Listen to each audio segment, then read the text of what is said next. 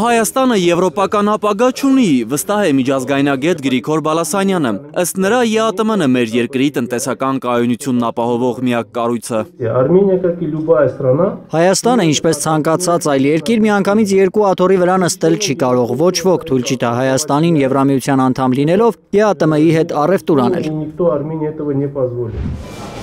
ԵԱՏՄ-ին անդամակցելուց հետո Հայաստանից ապրանքների արտահանումը ԵԱՏՄ երկրներ 14 անգամ աճել է։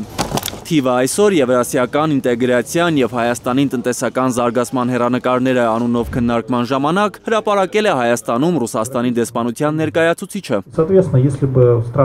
Եթե հետխորհրդային տարածքի երկրները չգտնեին միավորող այնպիսի բանաձև, ինչպիսին ԵԱՏՄ-ն է, մեր տարածքը տնտեսապես կմասնատվեր կամ կյուրացվեր միջազգային տնտեսական կենտրոնների կողմից։ Ըստ ռուս դիվանագետի, Հայաստանի ապրանքաշրջանառությունը ԵԱՏՄ երկրների հետ անցած տարի հասել է մոտ 13 միլիարդ դոլարի։ Լիցկայի խոսքով Եվրասիական տնտեսական միությունը ստեղծման օրից ուշադրություն է դարձրել գործին, ոչ թե խոսքին, իսկ Եվրոպական միությունը ավելի շատ կենտրոնացել է արածը գովազդելու PR-ի վրա։ Արդյունքում շատերի մոտ թյուրընկալում է առաջացել, թե Եվրամիությունն է, որ բացում է երկրների առաջ բարգավաճման ճանապարհը։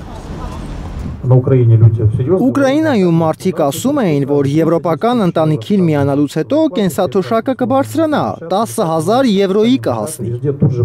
Աշխատավարձերը մի քանի անգամ կբարձրանան, ազատ ճանապարհորդելու հնարավորություն կբացվի։ Մոլդովայում էլ են այս խաբկանքն ընկալել։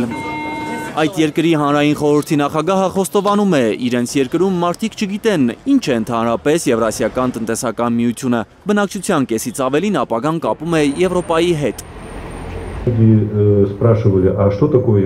Մարդիկ մեզ հարցնում են, թե ինչ է ԵԱՏՄ-ն, ոմանք լսել են, որ դա տնտեսության մասին է, բայց մարդիկ չգիտեն, որ այն նաև կրթության, մշակույթի մասին է։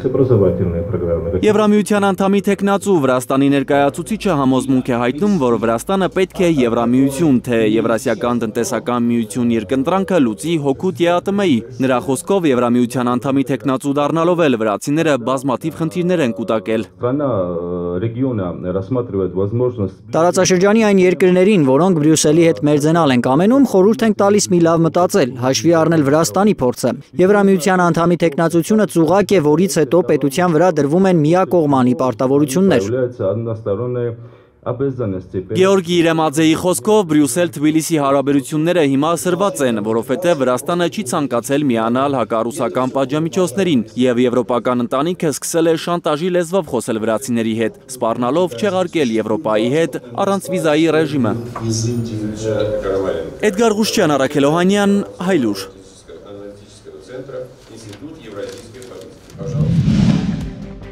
Հայաստանում և աշխարհում տեղի ունեցող իրադարձությունների մասին առաջինը իմանալու համար բաժանորդագրվեք մեր ալիքին։ Սեղմեք զանգակը, որ բաց չթողնեք, ամենահրատապը, ամենակարևորն ու հետաքրքիրը։